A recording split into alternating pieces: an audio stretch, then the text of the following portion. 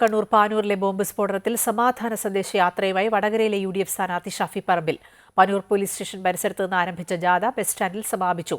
KK Rama MLA ഉൾപ്പെടെയുള്ള UDF നേതാക്കൾ ജാഥയിൽ പങ്കാളികളായി. അതേസമയം വിഷയത്തിൽ 4 പേരെ കൂടി പോലീസ് കസ്റ്റഡിയിലെടുത്തു. പാനൂർ മൂളിയത്തോടിൽ ബോംബ് നിർമ്മിക്കുന്നതിനിടെ CPM പ്രവർത്തകൻ കൊല്ലപ്പെട്ടതിനെ തുടർന്നാണ് ഷാഫി പറമ്പിലിന്റെ നേതൃത്വത്തിൽ സമാധാന സന്ദേശയാത്ര നടത്തിയത്.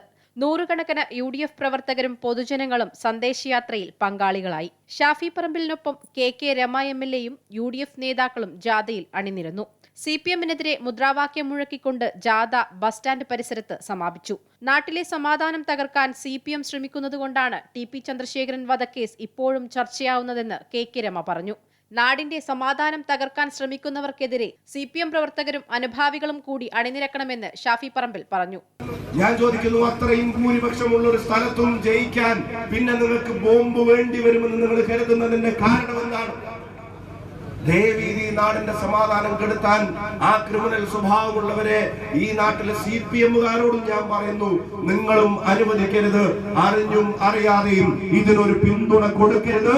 ഇത് ഈ നാടിന്റെ സമാധാനത്തിന് വേണ്ടിയുള്ള ഇവിടുത്തെ മൊത്തം ജനങ്ങളുടെ ഒരു അഭ്യർത്ഥനയാണ്. CPMന്റെ ബോംബ് രാഷ്ട്രീയത്തിനെതിരെ ശക്തമായ പ്രചരണം നടത്താനാണ് UDF തീരുമാനം. അതേസമയം സംഭവത്തിൽ 4 പേരെ പോലീസ് കസ്റ്റഡിയിലെടുത്തു. അരുൺ, അതുൽ, ഷിബിൻലാൽ, സായൂജ് എന്നിവരാണ് കസ്റ്റഡിയിലായത്. സ്ഫോടനം നടക്കുമ്പോൾ ഇവർ സംഭവസ്ഥലത്തുണ്ടായിരുന്നതായി പോലീസ് വ്യക്തമാക്കി.